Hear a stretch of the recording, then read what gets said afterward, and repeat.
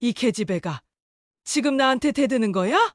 시어머니의 목소리가 거실을 가득 채웠습니다. 저는 무릎을 꿇고 있었어요. 40년 동안 해온 자세였습니다. 하지만 오늘은 달랐습니다. 천천히 고개를 들었어요.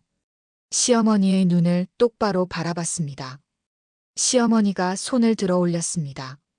제 뺨을 때리려는 순간이었죠. 저는 그 손목을 잡았습니다. 40년 만에 처음이었어요. 손 놔. 이 계집이 미쳤어? 어머니. 저는 천천히 일어섰습니다.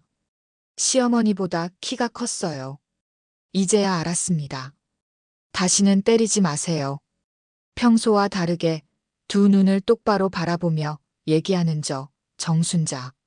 40년 동안 숨겨진 비밀을 알고 난 뒤 더 이상 두려울 게 없습니다. 도대체 저한테 무슨 일이 있었던 걸까요? 지금부터 복수가 시작됩니다. 저는 오늘도 주방에서 땀을 흘리고 있었습니다. 시어머니 김옥순의 89번째 생신잔치를 준비하느라 새벽 5시부터 일어나 장을 보고 음식을 만들었죠. 65살의 나이에도 허리는 자꾸 아프고 손목은 시큰거렸지만 멈출 수가 없었습니다. 40년 동안 그래왔으니까요. 거실에서는 벌써부터 시동생 민훈의 가족이 도착해 있었습니다. 웃음소리가 들려왔어요. 저만 빠진 가족의 화목한 소리였습니다. 언니, 아직도 음식 준비 중이에요? 시동생 며느리 수경이 주방 문을 열고 고개만 쏙 내밀었습니다. 도와줄 생각은 없고 구경만 하는 거죠. 손에는 명품 핸드백을 들고 있었고 새로 한 네일아트가 반짝였어요. 거의 다 됐어. 저는 짧게 대답하고 다시 전을 붙였습니다. 기름이 튀어 손등을 대었지만 내색하지 않았어요. 어차피 아무도 신경 쓰지 않으니까요. 어머, 그래도 일은 가까운 나이에 고생이 많으시네요. 우리 시어머니는 절대 이런 일 안 시키던데. 수경의 목소리에는 동정보다는 비웃음이 섞여 있었습니다. 저는 대꾸하지 않았어요. 40년 동안 익숙해진 일이었으니까요. 드디어 음식 준비가 끝나고 거실로 나갔습니다. 시어머니는 상석에 앉아 계셨고 제 남편 민호는 어머니 옆에 바짝 붙어 앉아 있었어요. 저는 그 모습을 보며 언제나처럼 쓴웃음을 지었습니다. 40년을 같이 살았어도 여전히 남편은 어머니 편이었으니까요. 순자야, 왜 이렇게 늦었어?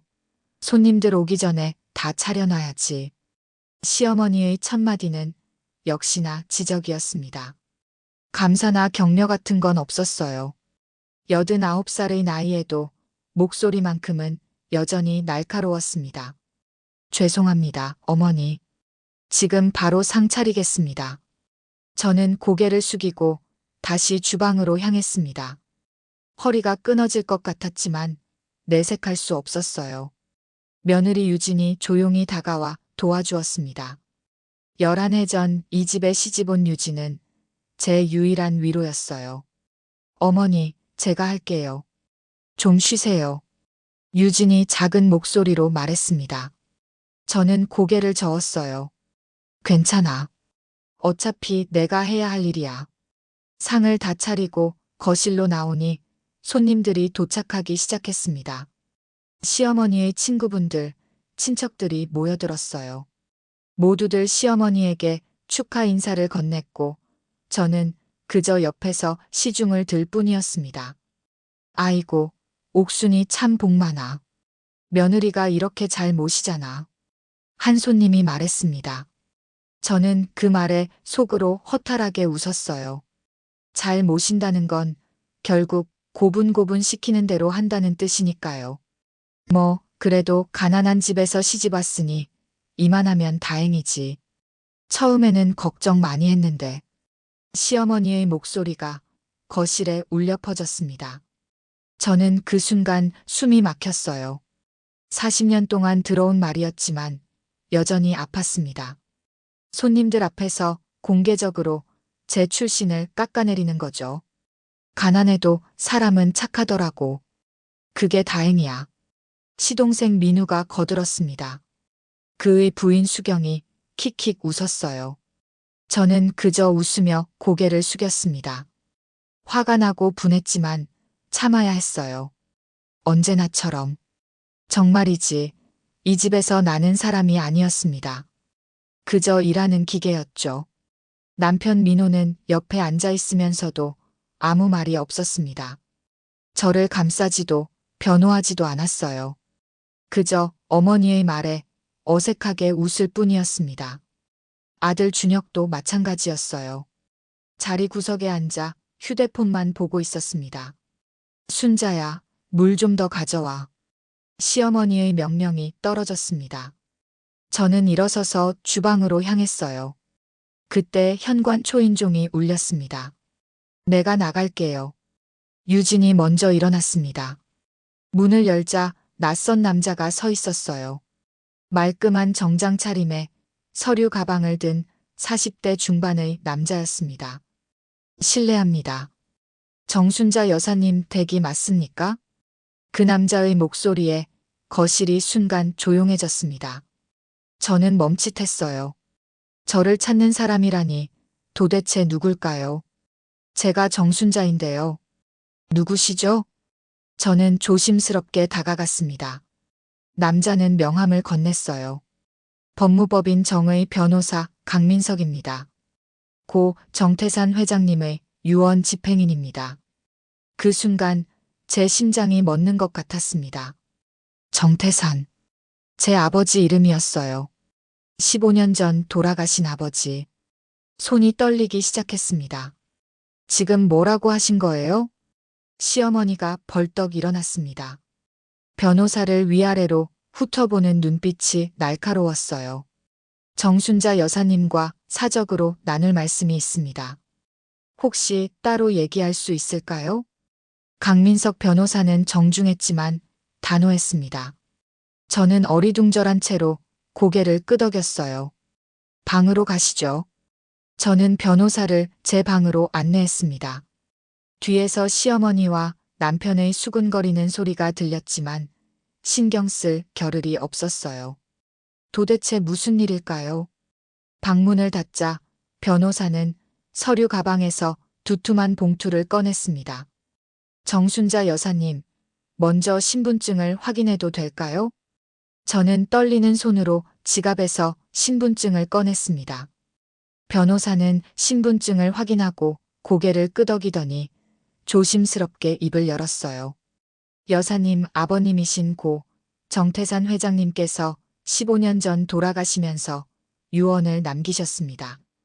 그 유언의 집행 시점이 바로 오늘입니다. 유언이요? 저는 믿을 수가 없었습니다.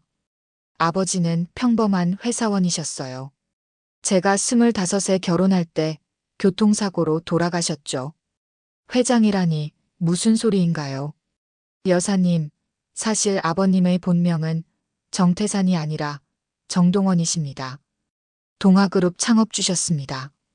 변호사의 말에 저는 그 자리에 주저앉고 말았습니다. 동아그룹. 국내 재벌 서열 10위 안에 드는 대기업이었어요. 그게 제 아버지라고요? 말도 안 돼요. 우리 아버지는 그냥 평범한. 아버님께서 일부러 신분을 숨기고 사셨습니다. 그리고 여사님께도 평범하게 사시라고 유언을 남기셨죠. 40년 동안. 40년. 제가 결혼한 시간이었습니다. 아버님 유언의 내용은 이렇습니다. 따님이 평범한 삶을 40년간 살아보고 그 시간이 끝나면 모든 진실을 알려주라고 하셨습니다. 그리고 오늘이 정확히 40년째 되는 날입니다. 변호사는 서류를 펼쳤습니다. 그 안에는 아버지의 필적으로 쓰인 유언장이 있었어요. 현재 동아그룹의 총 자산은 4조 2천억 원입니다. 그리고 그중 여사님의 개인 지분은 4천억 원 상당입니다. 여사님은 오늘부로 동아그룹의 최대 주주이시며 이사회 의장직을 승계하실 수 있습니다. 저는 말을 잃었습니다. 4천억. 평생 100만 원도 제 마음대로 쓰지 못했던 제가 4천억 원의 주인이라고요. 이건 꿈이겠죠? 제 목소리는 떨리고 있었습니다. 변호사는 고개를 저었어요. 현실입니다, 여사님. 그리고 이것은 아버님께서 여사님께 남기신 편지입니다. 변호사가 건넨 봉투를 열었습니다. 아버지의 필체가 보였어요. 눈물이 핑 돌았습니다. 순자야, 이 편지를 읽고 있다면 40년이 흘렀구나. 아빠가 너무 잔인한 부탁을 했다는 걸 안다. 하지만 아빠는 내가 진짜 세상을 배우길 원했어. 돈과 권력이 없을 때 사람들이 어떻게 변하는지. 그게 인간의 본성이란다. 이제 내 진짜 인생을 살렴. 아빠가 쌓아둔 것으로 당당하게. 편지를 읽는 동안 눈물이 멈추지 않았습니다. 40년. 저는 40년 동안 가난한 집딸로 살았습니다. 시어머니에게 무시당하고 남편에게 외면당하고 시댁 식구들에게 얕잡아 보이면서. 그런데 그 모든 게 아버지의 계획이었다니. 여사님, 결정하실 시간을 드리겠습니다. 하지만 법적 절차를 진행하려면 서류에 서명이 필요합니다. 변호사가 서류를 내밀었습니다. 저는 그 서류를 물끄러미 바라봤어요. 40년. 참고 또 참았던 40년. 이제 끝낼 수 있을까요? 변호사가 돌아간 후 저는 한참 동안 방 안에 혼자 앉아 있었습니다. 손에는 여전히 아버지의 편지가 들려 있었고 그 옆에는 두툼한 서류 뭉치가 놓여 있었어요. 동아그룹 지분 증서, 부동산 목록, 은행 계좌 내역. 모두 제 이름으로 되어 있었습니다. 믿을 수가 없었어요. 아니, 믿고 싶지 않았는지도 모르겠습니다. 40년 동안 저는 가난한 집 딸이었습니다. 시어머니에게 그렇게 들어왔고, 남편도 그렇게 생각했고, 심지어 저 자신도 그렇게 믿으며 살아왔어요. 그런데 갑자기 재벌 상속녀라니. 문 밖에서 소곤거리는 소리가 들렸습니다. 도대체 무슨 일이야? 변호사가 왜 순자를 찾아온 거야? 시어머니의 날카로운 목소리였습니다. 글쎄요, 어머니. 순자가 무슨 잘못이라도 저지른 건 아닐까요? 수경의 목소리가 들렸어요. 늘 그랬듯이 저를 의심하고 있었습니다. 아니면 친정에서 빚 독촉이라도 온 거 아냐? 맨날 가난하다고 했잖아. 민우의 비아냥거리는 목소리에 저는 입술을 깨물었습니다. 40년 동안 이런 말들을 들으며 살았죠. 이제는 화가 나는 게 아니라 그저 허무했습니다. 저는 깊게 숨을 들이쉬고 방문을 열었습니다. 거실에 모여있던 모든 시선이 저에게로 쏠렸어요. 시어머니의 의심 가득한 눈빛, 남편의 어리둥절한 표정, 시동생 부부의 비웃음. 순자야, 대체 무슨 일이야? 그 사람 누구야? 남편 민호가 물었습니다. 40년을 같이 살았지만 여전히 다른 사람 취급하는 투였어요. 변호사님이세요. 저는 짧게 대답했습니다. 더 말하고 싶지 않았어요. 아직 제 안에서도 정리가 안 됐으니까요. 변호사라니. 무슨 일로? 시어머니가 다가왔습니다. 89살의 나이가 무색하게 기운이 넘쳤어요. 저를 몰아세우는 기세는 여전했습니다. 친정 쪽에서 재산 문제라도 생긴 거야? 가난한 집에 무슨 재산이 있다고. 어머니. 저는 처음으로 시어머니의 눈을 똑바로 바라봤습니다. 40년 만이었어요. 늘 고개를 숙이고 눈을 내리깔고 살았는데 오늘은 달랐습니다. 무슨 일인지는 제가 정리되면 말씀드리겠습니다. 뭐, 지금 나한테 대드는 거야? 시어머니의 목소리가 높아졌습니다. 저는 대답하지 않고 주방으로 향했어요. 더 이상 그 자리에 있고 싶지 않았습니다. 설거지를 하면서 저는 계속 생각했습니다. 아버지는 왜 이런 시험을 주셨을까? 40년 동안 가난한 사람으로 살아보라니. 도대체 무엇을 배우라는 걸까요? 그리고 저는 깨달았습니다. 인간의 본성을, 돈과 권력 앞에서 사람들이 어떻게 변하는지를, 가진 게 없으면 어떻게 무시당하는지를. 설거지를 마치고 돌아서는데 며느리 유진이 조용히 다가왔습니다. 괜찮으세요? 유진의 목소리에는 진짜 걱정이 담겨 있었습니다. 40년 동안 이 집에서 저를 진심으로 걱정해 준 사람은 유진이 처음이었어요. 응, 괜찮아. 저는 고개를 끄덕였습니다. 유진이 제 손을 잡았어요. 무슨 일이 있으셔도 저는 어머니 편이에요. 그 말에 눈물이 핑 돌았습니다. 며느리에게서 위로를 받는 시어머니라니. 웃기는 일이었지만 지금 제게는 유진의 한마디가 세상 그 무엇보다 따뜻했어요. 고마워, 유진아. 그날 밤 저는 잠들 수가 없었습니다. 남편 민호는 옆에서 코를 골고 있었지만 저는 천장만 바라보고 있었어요. 변호사가 남기고 간 서류들이 서랍 속에 있었습니다. 4천억 원. 평생 100만 원도 제 마음대로 쓰지 못했던 저에게 4천억이라는 숫자는 현실감이 없었어요. 하지만 동시에 한 가지는 확실했습니다. 이제 저는 더 이상 참지 않아도 된다는 것. 새벽 2시 저는 조용히 일어나 서재로 갔습니다. 서랍 깊숙이 숨겨둔 공책을 꺼냈어요. 40년 동안 몰래 써온 일기장이었습니다. 첫 페이지를 펼쳤습니다. 결혼 첫날. 시어머니가 나를 보며 말했다. 가난한 집딸 주제에 우리 집에 들어온 것만 해도 감사해야 한다고. 나는 아무 말도 하지 못했다. 두 번째 페이지. 임신 중이었다. 입덧이 심해서 토하고 있는데 시어머니가 비웃었다. 이것도 제대로 못하냐고. 민호는 옆에서 아무 말도 하지 않았다. 페이지를 넘길 때마다 40년의 기록이 펼쳐졌습니다. 모욕당한 날들, 무시당한 순간들, 혼자 울었던 밤들. 모두 빠짐없이 적혀 있었어요. 마지막 페이지에는 어제 날짜가 적혀 있었습니다. 시어머니 생신날. 또 손님들 앞에서 가난한 집 딸이라고 했다. 40년째 듣는 말인데도 여전히 아프다. 언제까지 이렇게 살아야 할까? 저는 펜을 들었습니다. 그리고 오늘 날짜 아래 천천히 적었어요. 변호사가 왔다. 아버지는 동아그룹 창업주였다. 나는 4천억 원의 상속자다.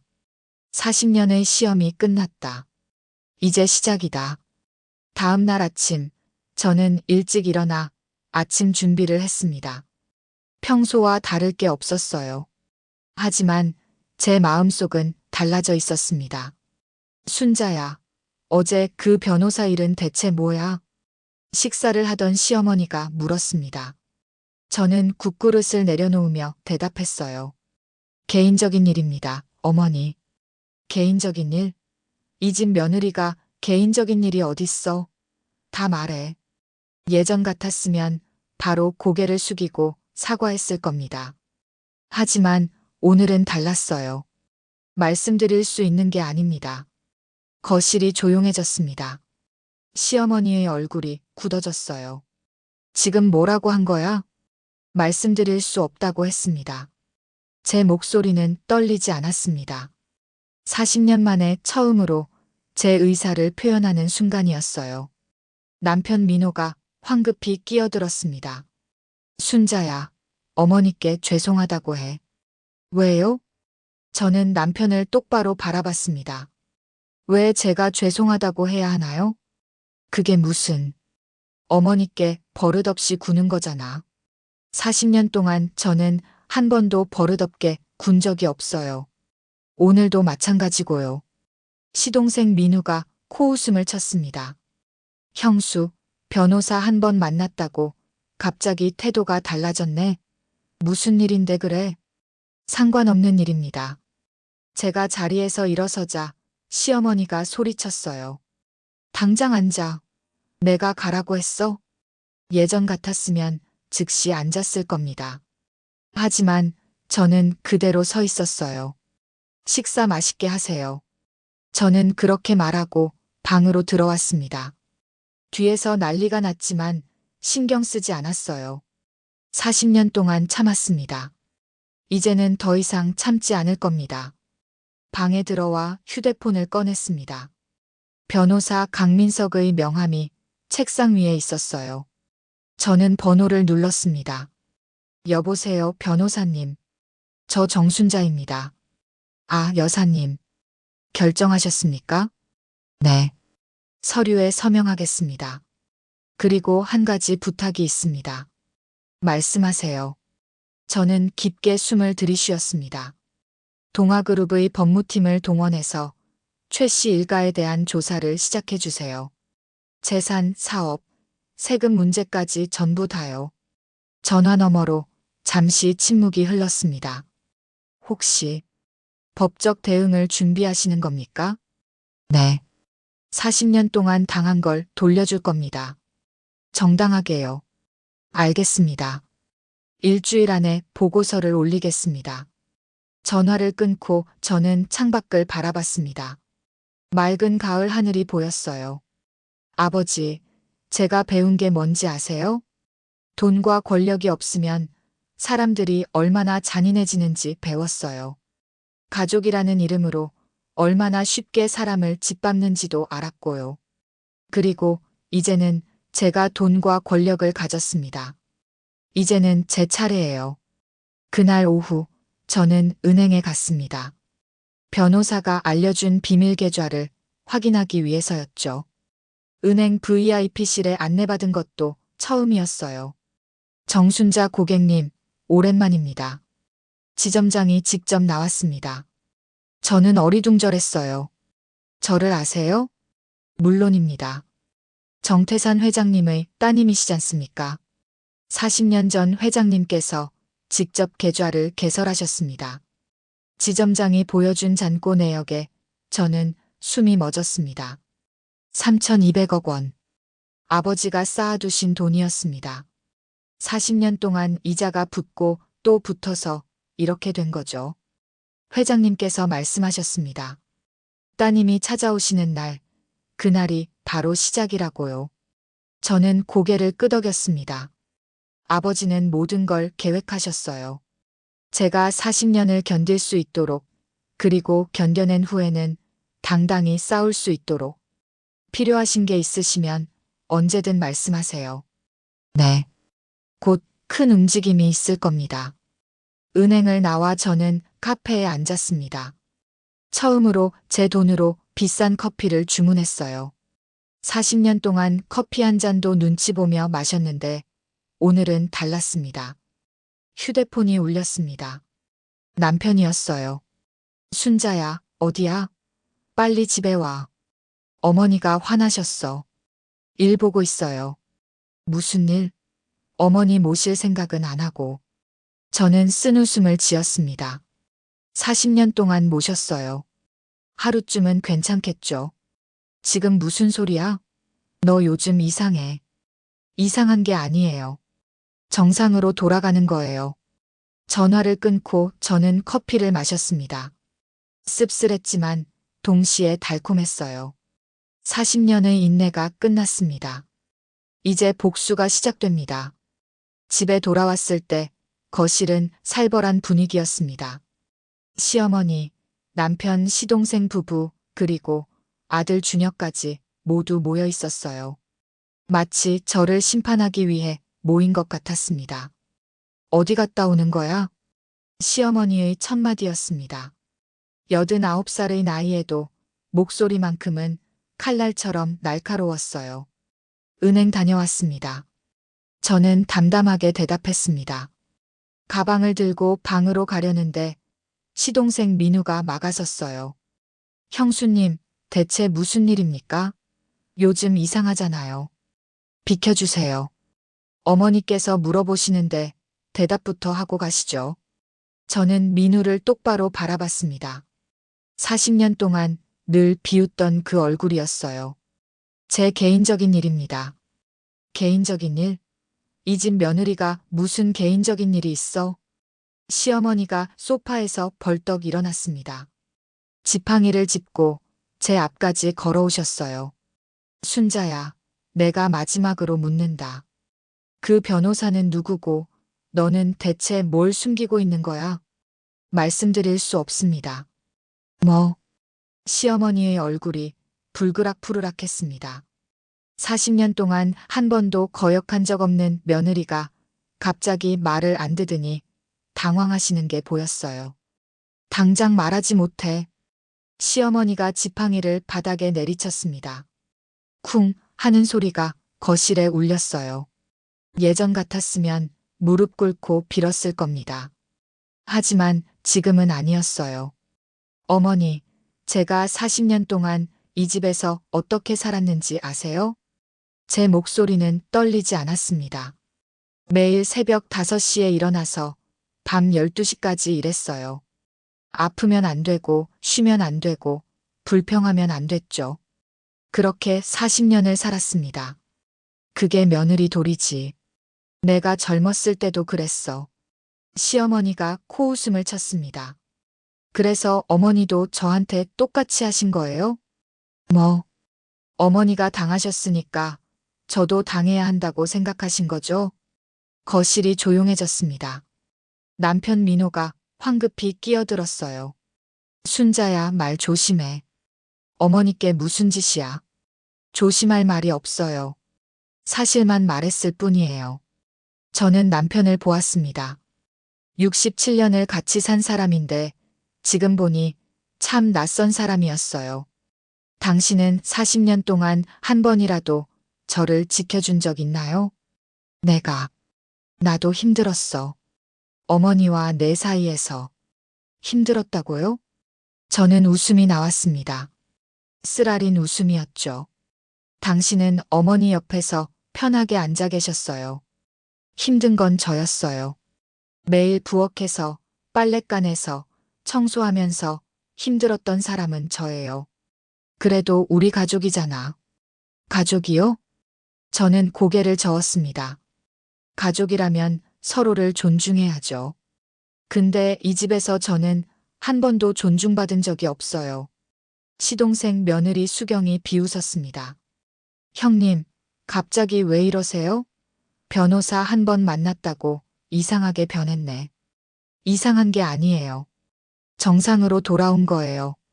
저는 가방을 들고 방으로 향했습니다. 아무도 막지 못했어요. 40년 만에 처음으로 제 의지대로 움직이는 순간이었습니다. 방문을 닫자마자 무릎에 힘이 풀렸습니다. 저는 바닥에 주저앉았어요. 손이 떨렸습니다. 40년 동안 참았던 것을 토해낸 후라 온몸이 후들거렸어요. 하지만 후회는 없었습니다. 한참을 그렇게 앉아 있는데 노크 소리가 들렸습니다. 어머니, 며느리 유진의 목소리였어요. 저는 일어나 문을 열었습니다. 괜찮으세요? 유진의 눈에는 걱정이 가득했습니다. 저는 고개를 끄덕였어요. 응, 괜찮아. 아까 정말 멋있으셨어요. 유진이 작게 웃었습니다. 40년 동안 참으신 거잖아요. 이제는 말씀하셔도 돼요. 유진의 말에 눈물이 핑 돌았습니다. 이 집에서 저를 이해해주는 사람은 유진뿐이었어요. 유진아, 고마워. 내가 있어서 버틸 수 있었어. 어머니야말로 저를 많이 도와주셨잖아요. 유진이 제 손을 잡았습니다. 제가 이 집에 시집 왔을 때 시할머니가 너무 무서웠어요. 근데 어머니가 항상 저를 감싸주셨잖아요. 저는 그거 다 알아요. 11년 전 유진이 처음 이 집에 왔을 때가 생각났습니다. 28살의 어린 나이에 이 집에 시집 온 유진을 저는 제 딸처럼 아꼈어요. 제가 당한 고통을 유진에게만큼은 겪게 하고 싶지 않았으니까요. 어머니, 무슨 일이 있으신 거예요? 말씀해 주실 수 있어요? 저는 잠시 고민했습니다. 하지만 유진만큼은 믿을 수 있었어요. 앉아라. 저는 유진을 방 안으로 들였습니다. 그리고 조용히 이야기를 시작했어요. 변호사가 온 일, 아버지가 사실은 동아그룹 창업주였다는 것, 제가 4천억 원의 상속자라는 사실. 모든 걸 말했습니다. 유진의 눈이 점점 커졌어요. 그럼 어머니가 재벌이셨어요? 응. 나도 어제 알았어. 세상에. 유진이 입을 막았습니다. 그럼 40년 동안 시할머니한테 당하신 게 다 아시면서? 아니, 나도 몰랐어. 아버지가 40년 뒤에 알려주라고 하셨대. 평범한 삶을 살아보라고. 유진이 제 손을 꼭 잡았습니다. 어머니, 너무 힘드셨겠어요. 이제는 괜찮아. 저는 고개를 들었습니다. 이제는 제대로 된 삶을 살 거야. 그리고 저는 잠시 말을 멈췄습니다. 40년 동안 당한 걸 돌려줄 거야. 복수하시려고요? 복수가 아니야. 정당한 대가를 치르게 하는 거지. 유진이 고개를 끄덕였습니다. 어머니, 제가 도와드릴게요. 아니야, 유진아. 너까지 힘들 필요는 없어. 아니에요. 저도 못 참겠어요. 시할머니가 어머니한테 하는 짓을 11년 동안 봤는데, 이제는 그만 끝내야 해요. 저는 유진을 꼭 안았습니다. 피 한 방울 안 섞였지만, 이 며느리는 진짜 제 딸 같았어요. 그날 밤 늦게까지 저희는 이야기를 나눴습니다. 앞으로의 계획, 해야 할 일들. 유진은 제 편에서 함께 해주겠다고 했어요. 다음 날 아침, 저는 아침 준비를 하지 않았습니다. 40년 동안 단 하루도 빠짐없이 했던 일을 처음으로 하지 않은 거예요. 거실에서 시어머니의 목소리가 들렸습니다. 순자야, 밥은? 저는 대답하지 않았습니다. 방에서 조용히 옷을 갈아입고 있었어요. 순자야. 시어머니의 목소리가 더 커졌습니다. 남편이 방문을 두드렸어요. 순자야, 어머니가 부르셔. 안 들려? 들려요. 저는 문을 열었습니다. 근데 왜 대답을 안 해? 오늘은 아침 안 해요. 뭐? 남편의 얼굴이 굳었습니다. 40년 동안 매일 했어요. 오늘 하루는 쉴래요. 지금 농담하는 거야? 농담 아니에요. 저는 남편을 지나쳐 거실로 갔습니다. 시어머니가 소파에 앉아 계셨어요. 순자야, 당장 부엌 가서 밥 차려. 아니요. 뭐? 오늘은 안 합니다. 시어머니의 얼굴이 새빨개졌습니다.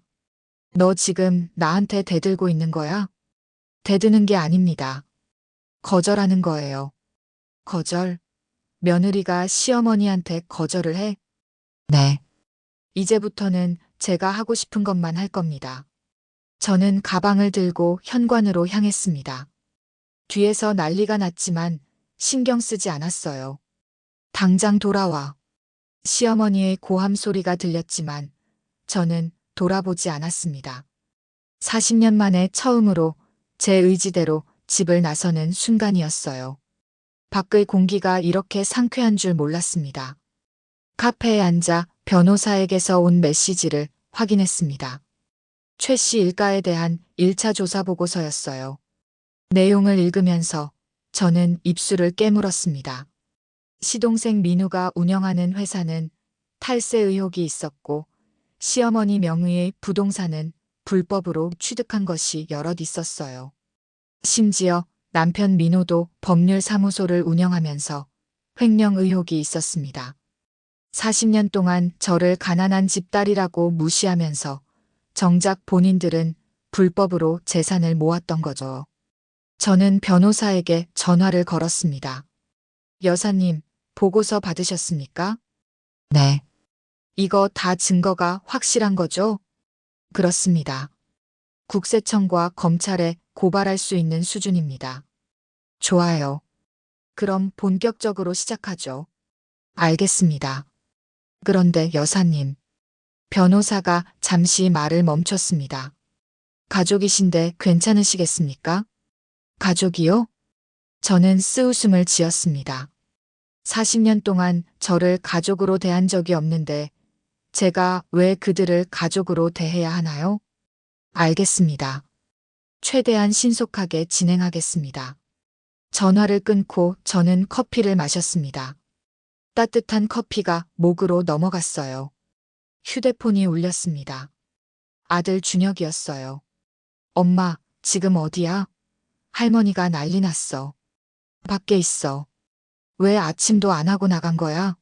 할머니가 얼마나 화나셨는데. 미안하구나. 저는 담담하게 말했습니다. 근데 엄마도 쉴 권리가 있어. 엄마, 무슨 일이야?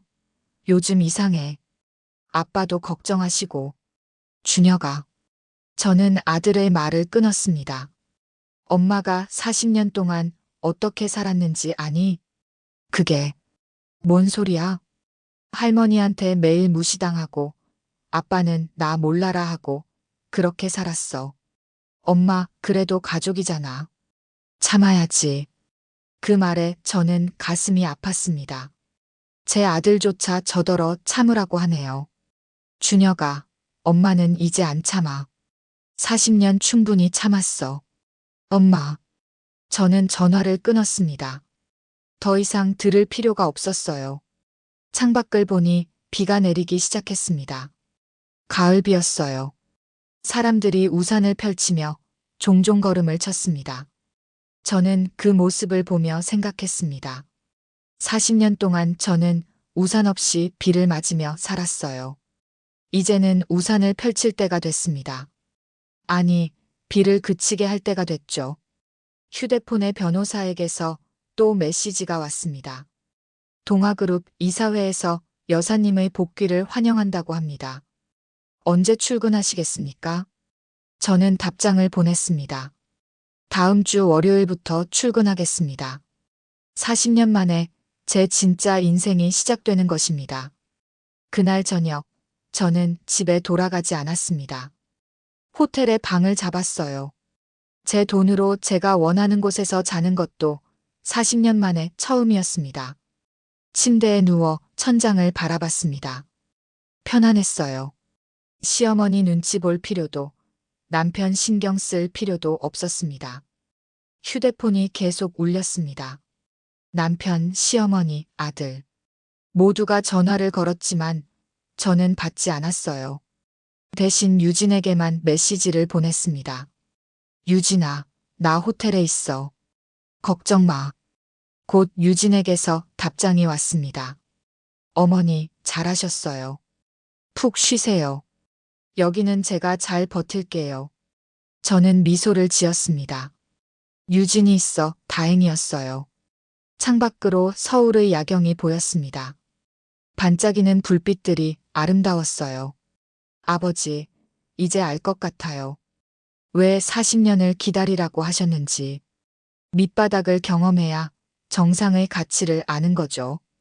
이제 저는 올라갈 겁니다. 그들이 저를 짓밟았던 것에 100배로 갚아주면서요. 월요일 아침, 저는 일찍 일어나 샤워를 했습니다. 옷장에서 새로 산 정장을 꺼냈어요. 40년 만에 제 돈으로 산 옷이었습니다. 거울을 보니 낯선 사람이 서 있었어요. 더 이상 고개 숙인 며느리가 아니었습니다.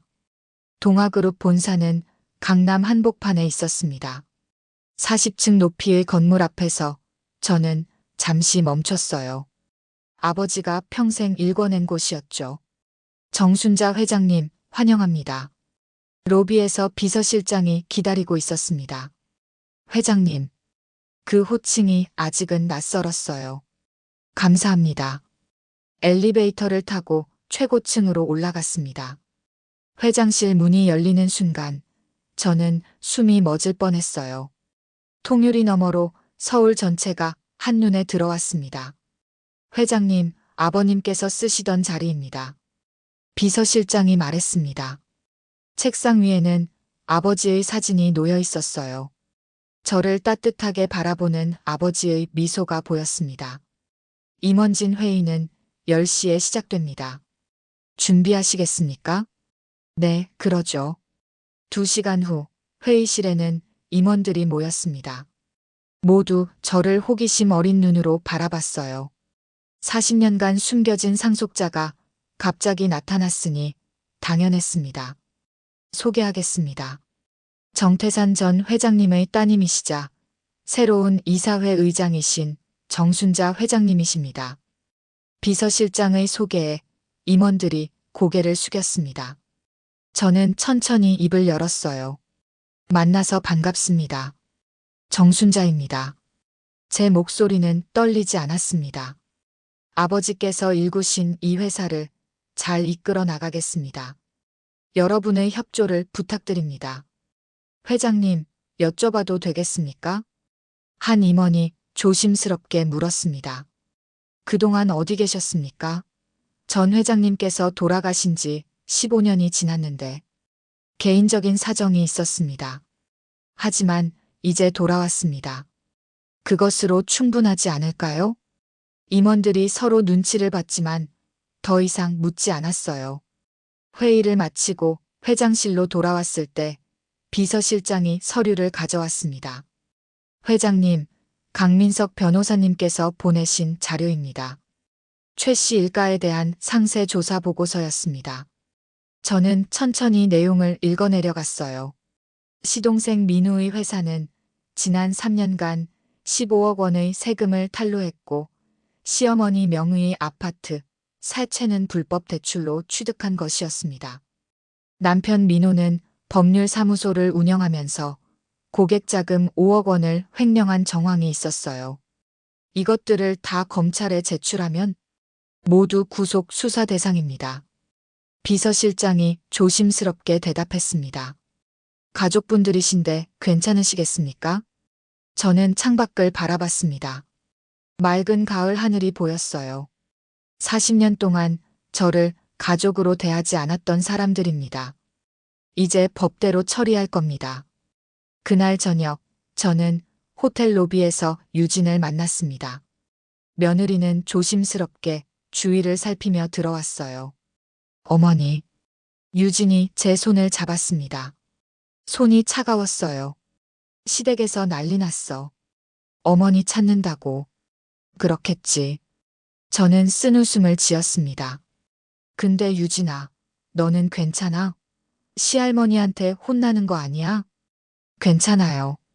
저도 이제 참을 만큼 참았어요. 유진의 목소리에 힘이 실려 있었습니다. 어머니, 사실은 제가 드릴 말씀이 있어요. 뭔데?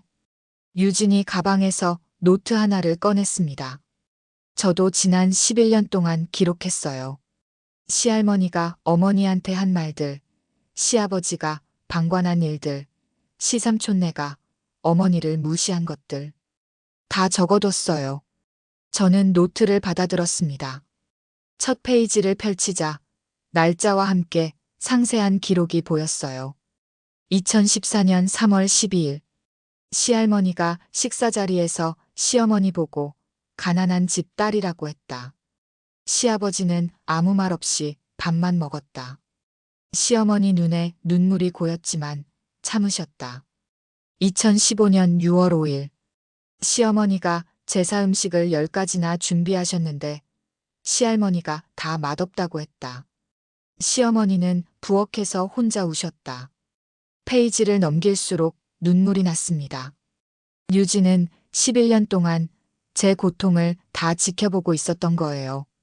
유진아. 어머니, 저는 처음 이 집에 왔을 때 시할머니가 무서웠어요. 근데 어머니가 저를 감싸주셨잖아요. 시할머니가 저한테 뭐라 하면 어머니가 대신 맞아주시고.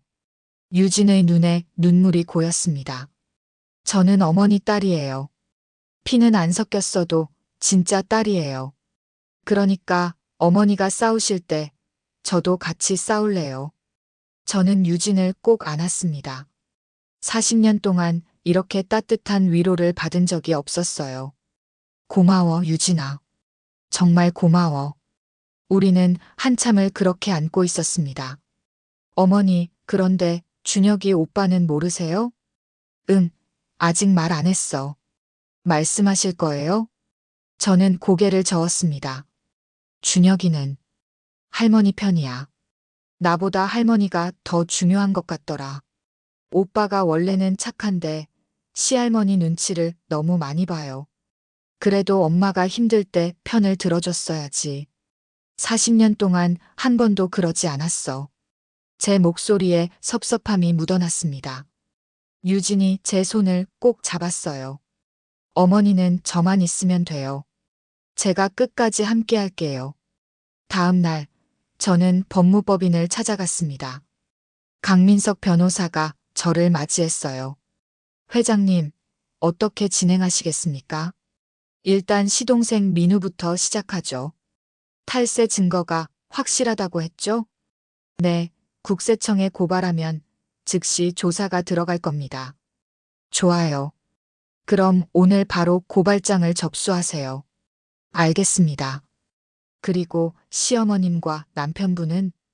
저는 잠시 생각했습니다. 일주일만 기다려주세요. 먼저 기회를 주고 싶어요. 기회요? 사과할 기회요. 진심으로 사과하면 선처할 수도 있죠. 하지만 속으로는 알고 있었습니다. 그들은 절대 사과하지 않을 거라고. 40년 동안 한 번도 사과한 적 없는 사람들이니까요. 사무실을 나와 차에 오르는데 휴대폰이 울렸습니다. 남편이었어요.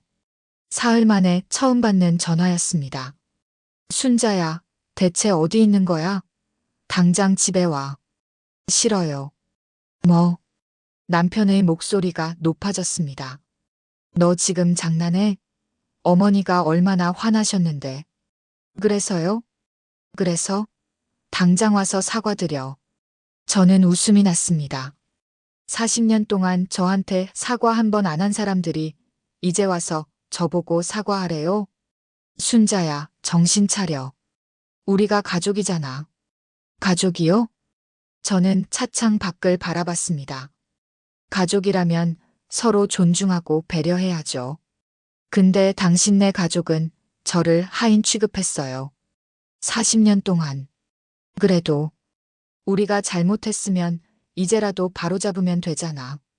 당신 뭘 잘못했는데요? 제가 묻자 전화 너머로 침묵이 흘렀습니다. 그것도 모르시잖아요. 40년 동안 저를 지켜주지 않은 게 잘못이에요. 어머니가 저를 무시할 때 당신은 늘 침묵했어요. 그게 잘못이에요. 나는 어쩔 수 없었어. 어머니가 무서워서. 당신 67살이에요. 언제까지 어머니가 무서워서 살 건데요? 저는 전화를 끊었습니다. 더 이상 들을 필요가 없었어요. 며칠 후 시동생 민우에게 국세청 조사가 들어갔다는 소식을 들었습니다. 변호사가 전화로 알려줬어요. 회장님, 최민우 씨 회사에 세무조사가 시작됐습니다. 15억 원 탈세 혐의가 거의 확정적입니다. 그 사람 반응은 난리가 났다고 합니다. 형님께 전화하고 어머님께 울고불고 한다는데요. 저는 고개를 끄덕였습니다. 예상했던 일이었어요. 그날 저녁 시어머니에게서 전화가 왔습니다. 40년 만에 처음으로 시어머니가 직접 제게 전화한 거예요. 순자야, 내가 한 짓이냐? 목소리는 여전히 날카로웠습니다. 무슨 말씀이세요? 민우한테 세무조사 들어간 거. 내가 신고한 거지. 증거가 있으신가요? 증거는 무슨. 내가 아니면 누가 그러겠어? 글쎄요. 저는 잘 모르겠네요. 순자야. 시어머니의 목소리가 떨렸습니다. 화가 나서인지 두려워서인지 알 수 없었어요. 너 지금 우리 집안을 망가뜨리려고 하는 거야? 아니요. 제 목소리는 차갑고 담담했습니다. 집안을 바로 세우려는 거예요. 잘못한 사람이 대가를 치르게 하는 거죠. 잘못? 우리가 뭘 잘못했어? 40년 동안 저를 사람 취급 안 한 거요. 전화 너머로 침묵이 흘렀습니다. 어머니, 40년 동안 가난한 집 딸이라고 무시하셨죠? 매일 아침부터 밤까지 일만 시키셨죠? 한 번이라도 고맙다는 말 하셨나요? 그게 며느리 도리잖아. 아니요. 그건 학대예요. 뭐, 40년 동안 저를 학대하셨어요. 정신적으로, 육체적으로. 너 지금 무슨 소리를 하는 거야? 사실을 말하는 거예요. 저는 전화를 끊으려다가 마지막으로 한마디 더 했습니다. 그리고 어머니, 알려드릴 게 있어요. 저는 가난한 집 딸이 아니에요. 제 아버지는 동아그룹 창업주 정태산입니다. 그리고 저는 현재 동아그룹 회장이에요. 뭐라고? 시어머니의 목소리가 떨렸습니다. 40년 동안 무시하신 며느리가 4천억 원짜리 재벌이었어요. 아이러니하죠? 저는 전화를 끊었습니다. 손이 떨렸지만 후회는 없었어요. 그날 밤 유진에게서 전화가 왔습니다. 어머니, 지금 집안이 난리예요. 시할머니가 쓰러지셨대요. 쓰러졌다고? 쓰러졌다고? 네, 어머니 전화 받으시고 나서 충격 받으셔서. 저는 잠시 고민했습니다. 하지만 마음을 굳게 먹었어요. 병원은 가셨어? 네, 지금 응급실이에요. 그럼 됐어. 의사들이 잘 치료해 주실 거야. 어머니 안 오세요? 아니, 안 가. 제 목소리는 단호했습니다. 40년 동안 제가 아플 때 한 번이라도 걱정해 주셨나요?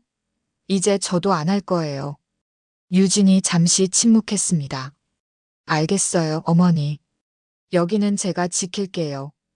고마워, 유진아. 전화를 끊고 저는 침대에 누웠습니다.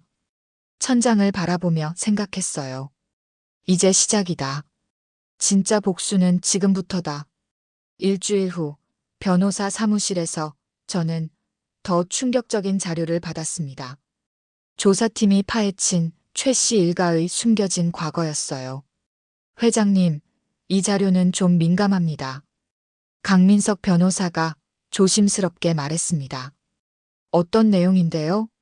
시어머님 김옥순 씨의 과거 기록입니다. 그리고 회장님의 결혼 전 상황에 대한 내용도 포함되어 있습니다. 저는 서류를 받아들었습니다. 첫 페이지를 펼치는 순간 손이 떨렸어요.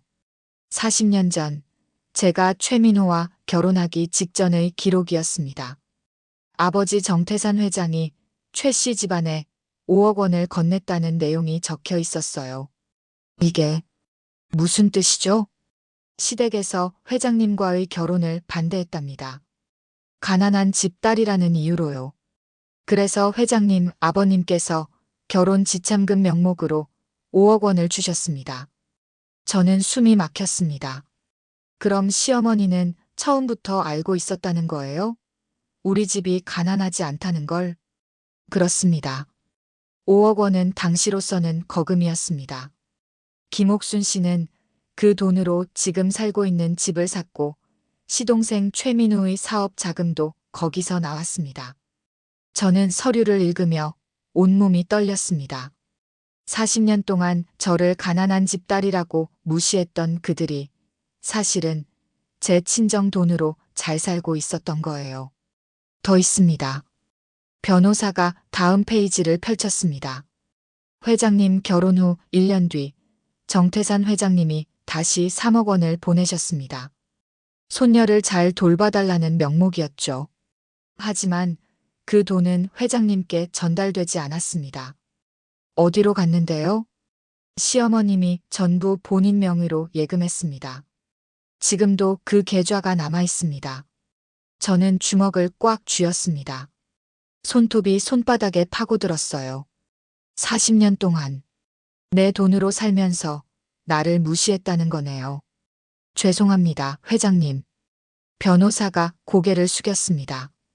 저는 깊게 숨을 들이쉬었어요. 이 증거들을 다 법원에 제출할 수 있나요? 물론입니다. 횡령과 사기 혐의로 고소할 수 있습니다. 좋아요. 준비하세요. 사무실을 나와 저는 차 안에서 한참을 앉아 있었습니다. 손이 떨려서 핸들을 잡을 수가 없었어요. 40년. 제 돈으로 산 집에서 제 돈으로 사업하면서 저를 가난한 집 딸이라고 무시했다니. 휴대폰이 울렸습니다. 유진이었어요. 어머니, 큰일 났어요. 무슨 일이야? 시삼촌이 회사 문 닫았대요. 세무조사 때문에 거래처가 다 끊어졌대요. 저는 예상했던 일이었지만 담담하게 들었습니다. 그래서 지금 우리 집에 와서 난리예요. 시할머니 앞에서 무릎 꿇고 울고 있어요. 내가 뭘 어떻게 해주길 바라는 거야? 형수님한테 빌어보라고 하시는데요. 저는 쓴웃음을 지었습니다. 40년 동안 무시하던 사람한테 이제 와서 빌어달라고? 네. 시아버지도 어머니 전화번호 알려달래요. 안 돼. 나는 그 사람들 만날 생각 없어. 알겠어요. 어머니 마음 이해해요. 전화를 끊고 잠시 후 시동생 민우에게서 직접 전화가 왔습니다. 40년 만에 처음이었어요. 형수님. 민우의 목소리는 떨리고 있었습니다. 내가 잘못했습니다. 제발 살려주세요. 무슨 말씀이세요? 형수님이 국세청에 신고하신 거 알아요. 제발 취소해 주세요. 회사가 망하면 저는 끝이에요. 그건 저랑 상관없는 일이에요. 형수님. 민우의 목소리가 커졌습니다. 우리가 가족이잖아요. 그동안 형수님한테 못되게 군 건 미안해요. 근데 이렇게까지 하시면. 가족이요? 저는 차갑게 웃었습니다. 40년 동안 저를 가족으로 대하셨나요? 명절 때마다 저보고 가난한 집 딸이라고 비웃으셨죠. 제가 만든 음식 맛없다고 바닥에 던지셨죠. 그게 가족이 할 짓입니까? 그건 제가 잘못했어요. 진심으로 사과합니다. 사과요? 40년 동안 한 번도 안 하시던 사과를 이제 와서 하시네요. 회사 망하니까 급하신 거죠? 형수님, 제발. 저는 전화를 끊었습니다. 더 이상 들을 필요가 없었어요. 다음 날, 저는 아버지가 남긴 비밀 금고를 열러 은행에 갔습니다. 40년 전 아버지가 맡겨둔 물건들이 있다고 했어요. 정순자 회장님, 이쪽입니다. 은행 지점장이 저를 금고실로 안내했습니다. 오래된 금고 하나가 열렸어요. 안에는 두툼한 봉투들이 들어 있었습니다. 하나씩 열어보니 아버지가 쓴 편지들이었어요. 날짜별로 정리되어 있었습니다. 첫 번째 편지를 펼쳤습니다. 순자야, 결혼 1년째 되는 날이구나. 시댁에서 잘 지내고 있니? 아빠는 내가 걱정돼서 몰래 김옥순 씨를 조사해봤어. 그 사람은 내게 3억 원을 전달하지 않았다. 전부 본인 명의로 빼돌렸더구나. 하지만 아빠는 아무 말 안 할 거야. 이것도 내가 배워야 할 인간의 본성이니까. 저는 편지를 읽으며 눈물이 났습니다. 아버지는 모든 걸 알고 계셨어요. 두 번째 편지. 순자야, 결혼 10년째야. 힘들지? 아빠가 몰래 내 모습을 봤어. 많이 야위었더구나. 시어머니한테 고생하는 것도 다 알아. 그래도 참아줘. 40년만 참으면 내가 진짜 강한 사람이 될 거야. 세 번째 편지. 순자야, 20년이 지났구나. 중간에 포기하고 싶었지? 하지만 내가 잘 버텨줬어. 고맙다. 아빠가 남긴 재산은 다 내 거야. 그걸로 당당하게 살렴. 마지막 편지는 아버지가 돌아가시기 직전에 쓴 것이었습니다. 순자야, 아빠는 곧 떠날 것 같구나. 미안하다. 너무 잔인한 시험을 준 것 같아. 하지만 아빠는 내가 진짜 인간의 본성을 배우길 원했어. 돈과 권력 앞에서 사람들이 얼마나 비열해지는지, 가족이라는 이름으로 얼마나 쉽게 사람을 짓밟는지. 이제 알았지? 40년 후 내가 이 편지를 읽을 때쯤이면 모든 게 끝나 있을 거야. 그때는 내 진짜 인생을 살렴. 아빠가 쌓아둔 것으로 당당하게. 그리고 너를 짓밟았던 사람들에게 정당한 대가를 치르게 하렴. 사랑한다, 내 딸. 저는 편지를 가슴에 안고 한참을 울었습니다. 아버지는 끝까지 저를 지켜보고 계셨던 거예요. 은행을 나와 회사로 돌아가는 길에 휴대폰이 울렸습니다. 남편 민호였어요.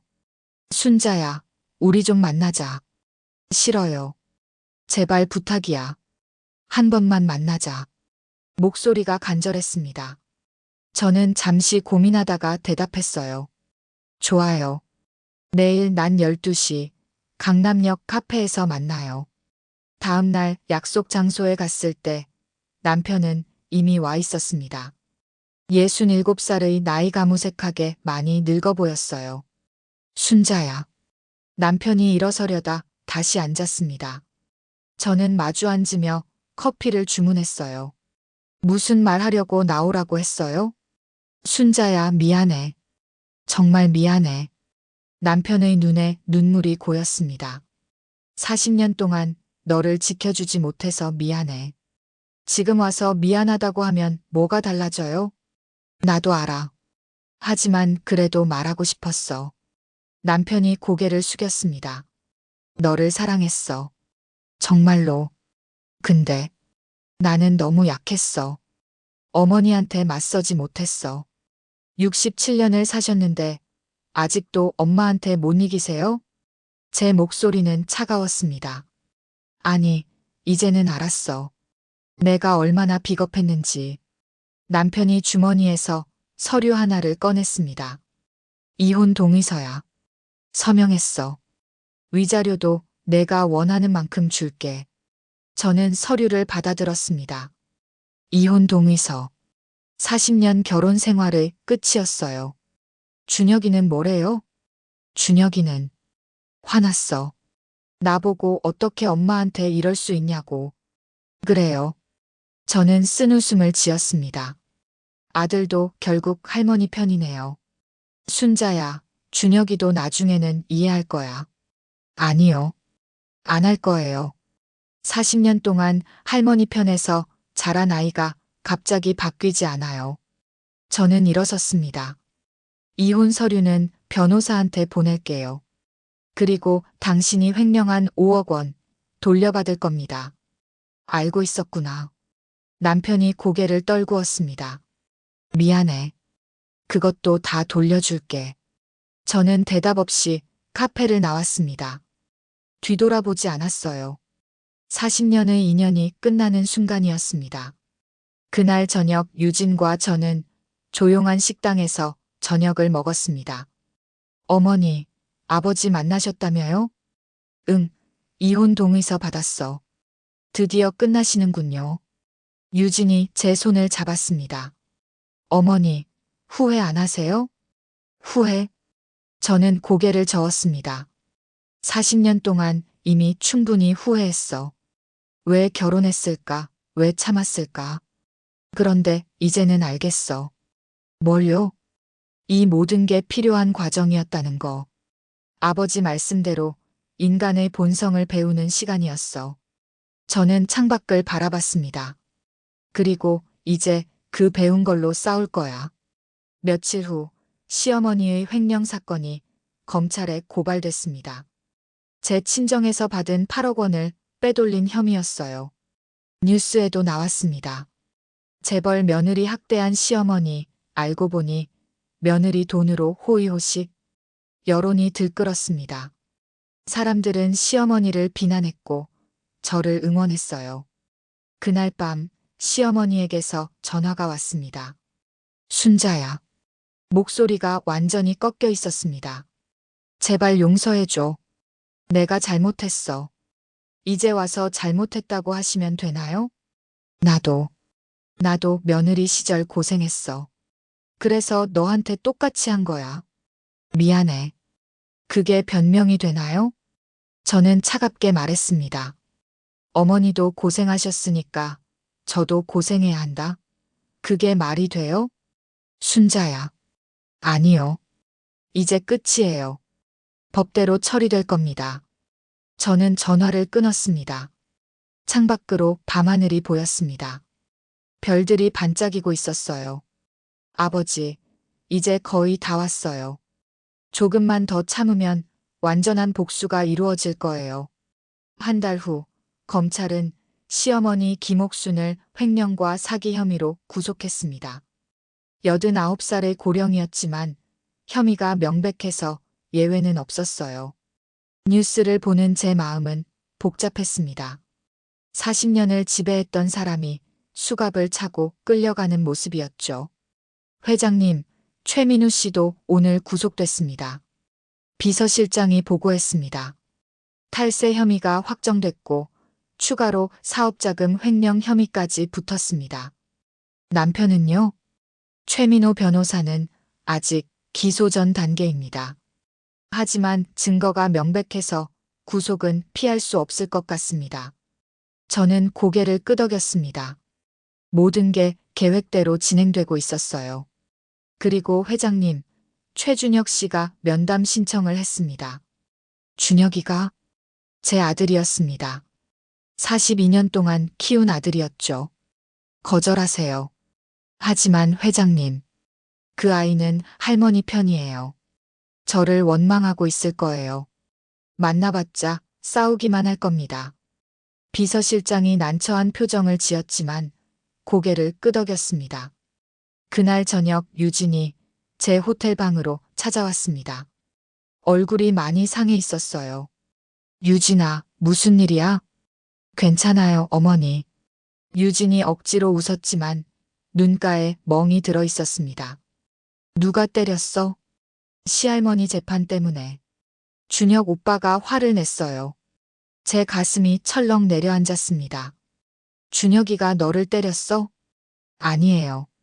오빠는 안 그랬어요. 근데 오빠 친구들이.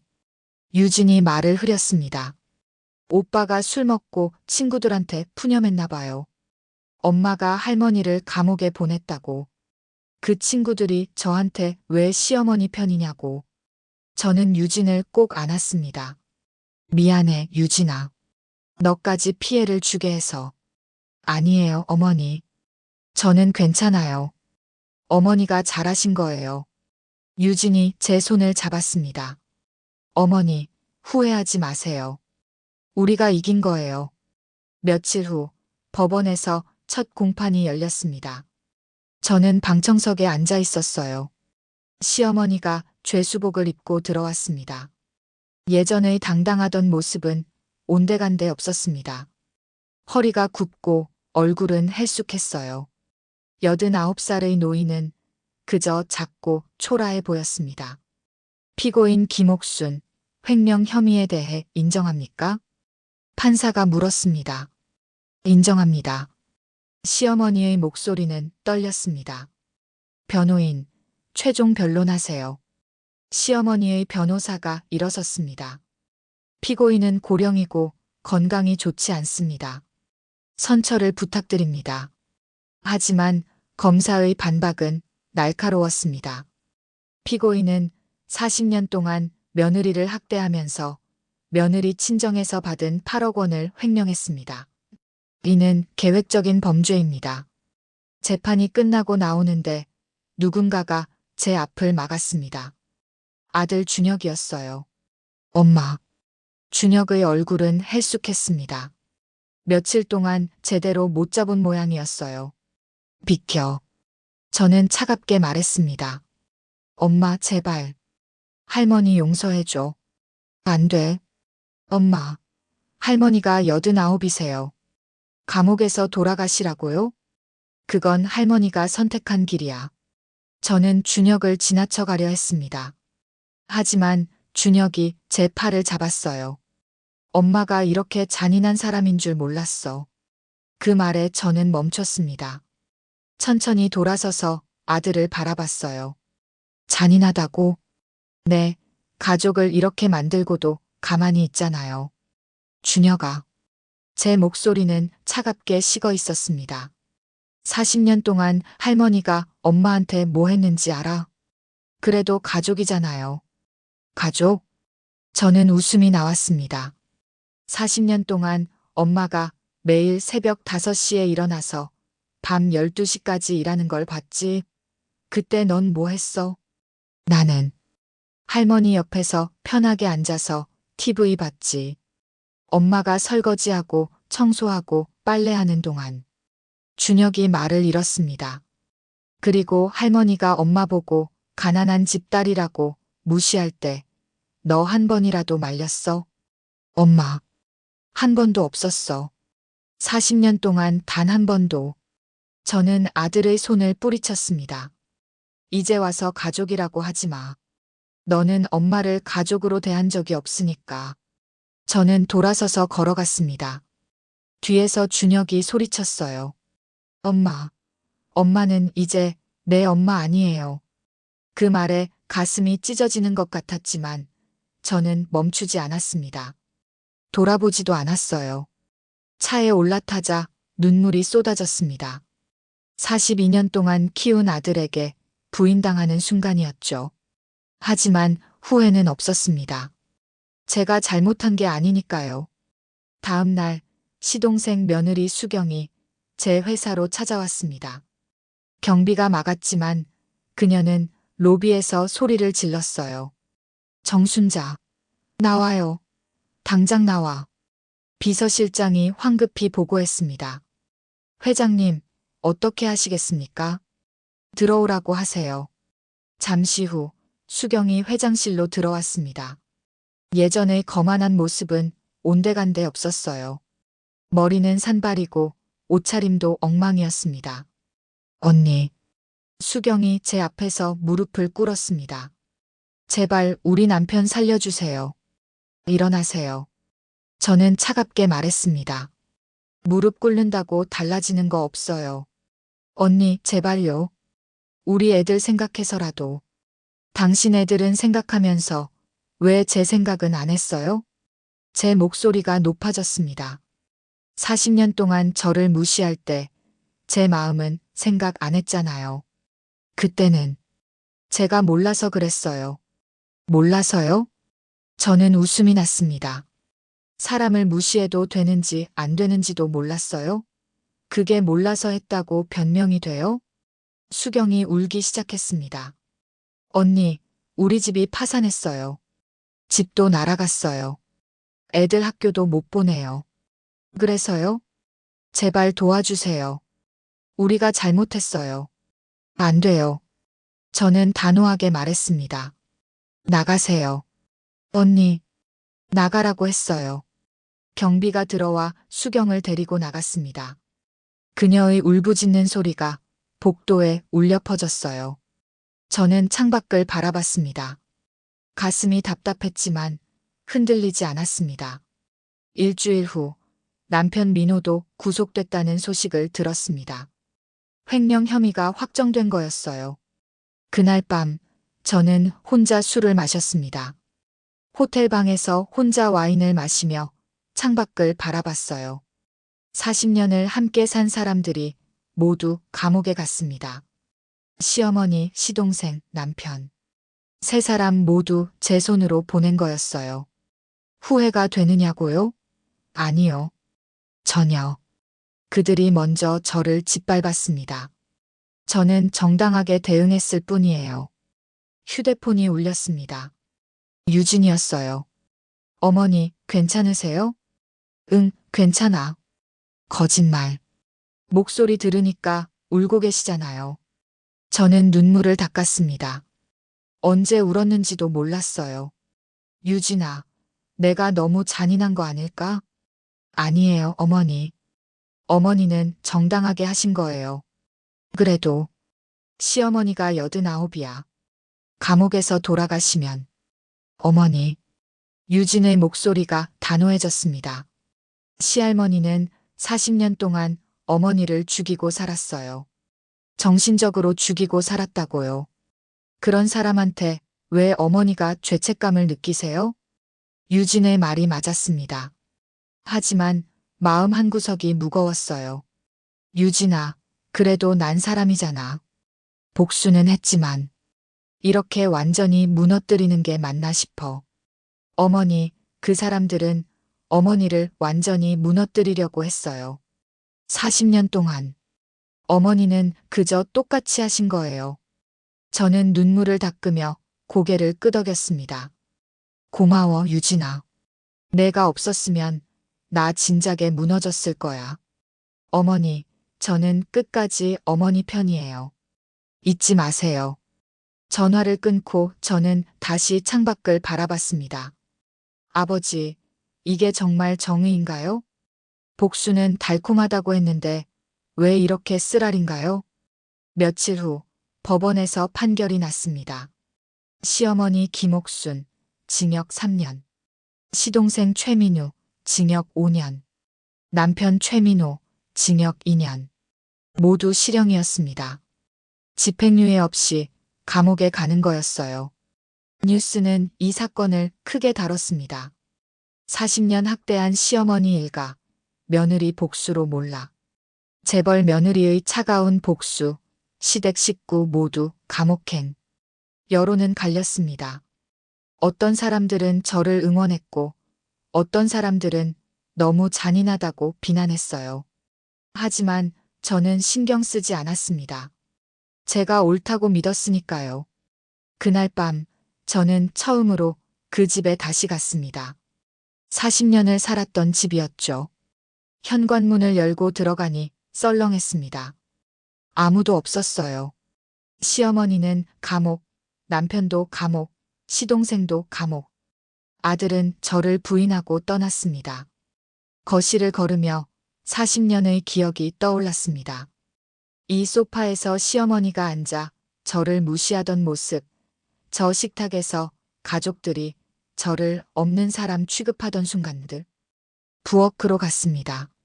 제가 40년 동안 가장 많은 시간을 보낸 곳이었어요. 새벽부터 밤까지 이곳에서 일했죠. 싱크대에 손을 얹었습니다. 차가웠어요. 이제 끝이야.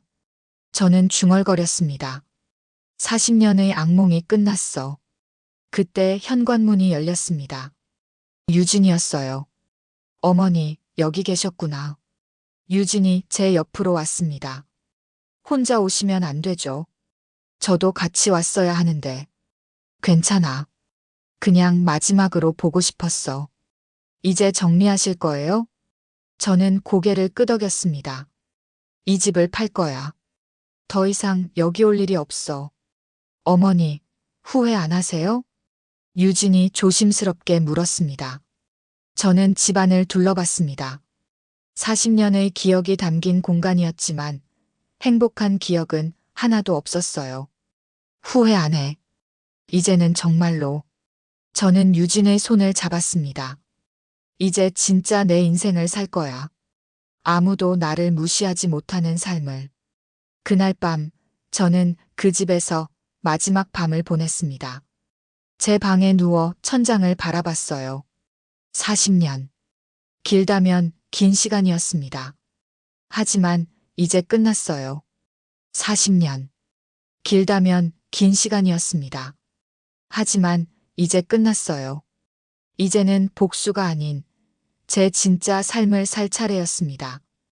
판결이 난 지 한 달 후 저는 기자회견을 열기로 했습니다. 모든 진실을 세상에 공개하는 자리였어요. 회장님, 정말 하시겠습니까? 강민석 변호사가 걱정스럽게 물었습니다. 가족의 치부를 다 드러내는 건데. 가족이요? 저는 쓴웃음을 지었습니다. 그 사람들은 절 가족으로 대한 적이 없어요. 이제 세상이 진실을 알아야 해요. 기자회견장에는 수많은 기자들이 모였습니다. 카메라 플래시가 터졌고 저는 단상에 올랐어요. 안녕하십니까? 동아그룹 회장 정순자입니다. 제 목소리는 떨리지 않았습니다. 오늘 이 자리는 지난 40년 동안 제가 겪은 일들을 말씀드리기 위해 마련했습니다. 스크린에 사진이 떴습니다. 젊은 시절의 제 모습이었어요. 25살 결혼식 날의 사진이었습니다. 40년 전 저는 최민호와 결혼했습니다. 시댁에서는 제가 가난한 집 딸이라고 믿었고 저는 40년 동안 그렇게 살았습니다. 다음 사진이 나왔습니다. 아버지의 모습이었어요. 하지만 제 아버지는 동아그룹 창업주 정태산이었습니다. 아버지는 제게 40년 동안 평범하게 살아보라는 유언을 남기셨습니다. 인간의 본성을 배우라고요. 기자들이 웅성거렸습니다. 저는 계속 말을 이었어요. 아버지는 결혼 당시 시댁에 5억 원을 주셨습니다. 그리고 결혼 1년 후 3억 원을 더 보내셨습니다. 총 8억 원이었죠. 스크린에 증거 자료가 떴습니다. 하지만 시어머니 김옥순 씨는 그 돈을 제게 주지 않았습니다. 전부 본인 명의로 빼돌렸습니다. 제 돈으로 집을 사고 제 돈으로 시동생 사업을 시작했으면서 저를 가난한 집 딸이라고 무시했습니다. 화면이 바뀌었습니다. 제가 40년간 써온 일기장이 나왔어요. 이것은 제가 40년 동안 쓴 일기입니다.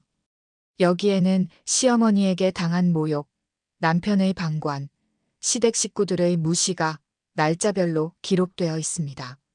몇 장의 페이지가 스크린에 크게 떴습니다.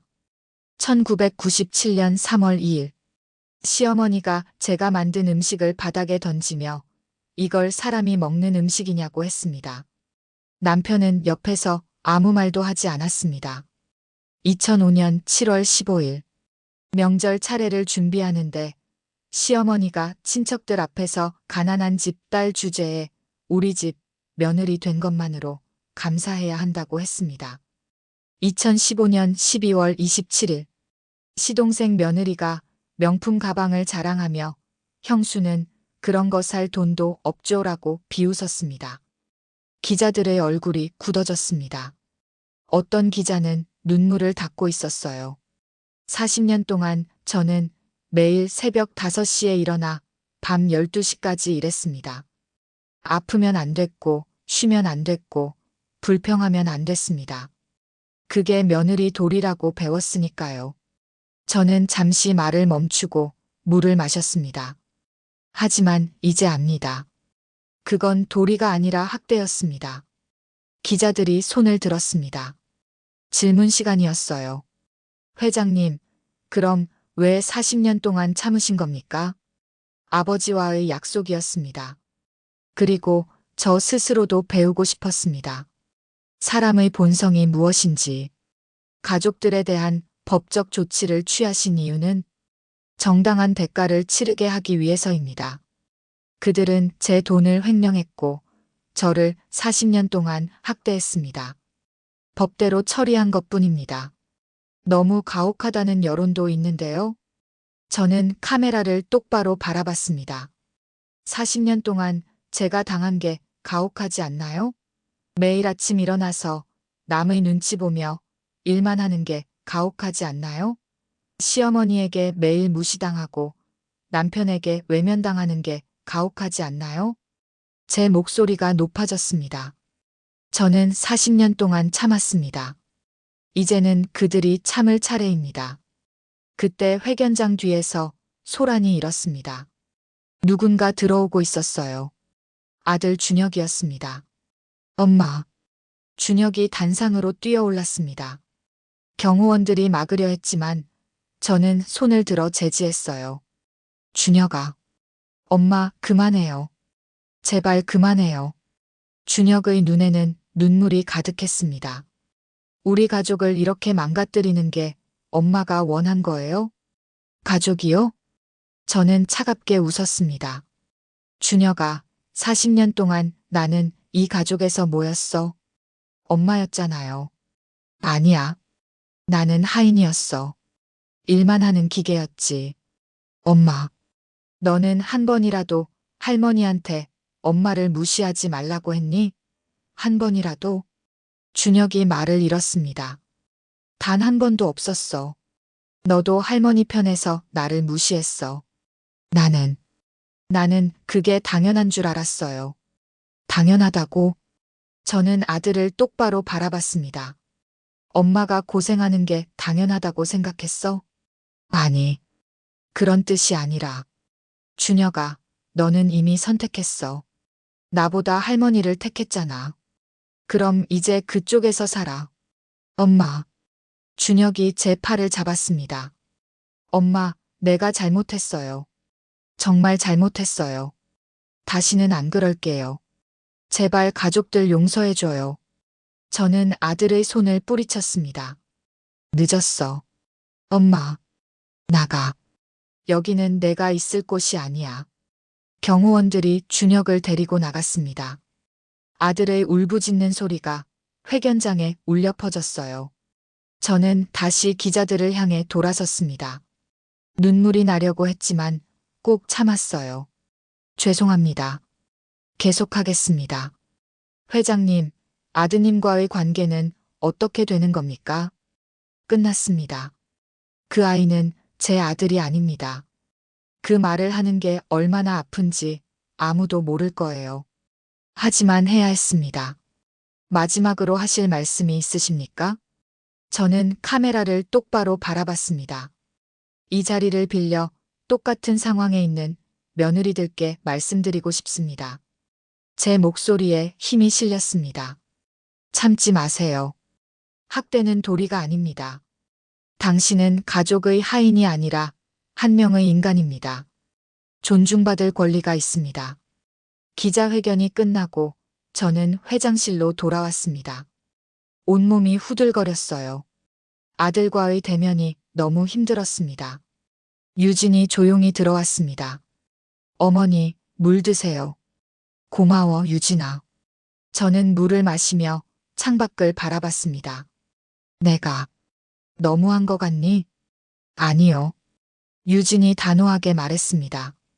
어머니는 당신의 삶을 지키신 거예요. 그날 밤 기자회견 영상이 모든 뉴스에 나왔습니다. SNS는 난리가 났어요. 40년을 참다니. 대단하다. 이건 며느리 학대 수준이 아니라 인권 침해다. 정순자 회장 응원합니다. 하지만 반대 의견도 있었습니다. 그래도 가족인데 너무했다. 89살을 감옥에 보내다니. 아들까지 부인하는 건 과하다. 저는 신경 쓰지 않으려 했지만 마음 한구석이 무거웠어요. 며칠 후 교도소에서 연락이 왔습니다. 시어머니가 면회를 요청했다는 거였어요. 거절하세요. 저는 비서실장에게 말했습니다. 하지만 회장님, 마지막 낼 수도 있습니다. 건강이 많이 안 좋으시다고. 저는 고민했습니다. 그리고 결심했어요. 가겠습니다. 다음 날, 저는 교도소를 찾았습니다. 면회실에 앉아 기다리는데 시어머니가 들어왔어요. 한 달 사이에 완전히 늙어 계셨습니다. 머리는 하얗게 새고 허리는 더 굽었어요. 죄수복을 입은 모습이 초라했습니다. 왔구나. 시어머니의 목소리는 힘이 없었습니다. 무슨 말 하려고 부르신 거예요? 순자야. 시어머니가 고개를 들었습니다. 눈에 눈물이 가득했어요. 미안하다. 40년 만에 처음 듣는 사과였습니다. 이제 와서 미안하다고 하시면 뭐가 달라져요? 나도 안다. 너무 늦었다는 거. 하지만 그래도 말하고 싶었어. 시어머니가 떨리는 손으로 유리창을 만졌습니다. 나도 며느리 시절 고생했어. 시어머니한테 맞고 무시당하고. 그래서 너한테도 똑같이 한 거야. 그게 변명이 되나요? 변명이 아니야. 잘못을 인정하는 거지. 시어머니가 눈물을 흘렸습니다. 내가 내 인생을 망쳤어. 40년을. 미안하다. 저는 시어머니를 바라봤습니다. 한때는 무서웠던 사람이었지만 지금은 그저 늙고 초라한 노인이었어요. 용서는 못해요. 제 목소리는 차가웠습니다. 40년은 너무 긴 시간이에요. 용서하기에는 안다. 용서받을 생각도 없어. 시어머니가 고개를 숙였습니다. 그냥 마지막으로 미안하다는 말을 하고 싶었어. 저는 일어섰습니다. 건강 조심하세요. 그리고 다시는 만나지 맙시다. 순자야. 시어머니가 저를 불렀습니다. 너는 훌륭한 며느리였어. 내가 인정을 안 해서 그렇지. 정말로 훌륭했어. 그 말에 저는 멈췄습니다. 40년 동안 듣고 싶었던 말이었어요. 하지만 이제는 너무 늦었습니다. 안녕히 계세요. 저는 뒤돌아보지 않고 면회실을 나왔습니다. 밖으로 나오자 가을 바람이 불었습니다. 시원했어요. 변호사가 기다리고 있었습니다. 회장님, 어떠셨습니까? 끝났어요. 이제 정말로 끝났어요. 저는 하늘을 올려다봤습니다. 맑은 하늘이 보였어요. 아버지, 제가 해냈어요. 40년의 복수를 완성했어요. 이제는 제 인생을 살겠어요.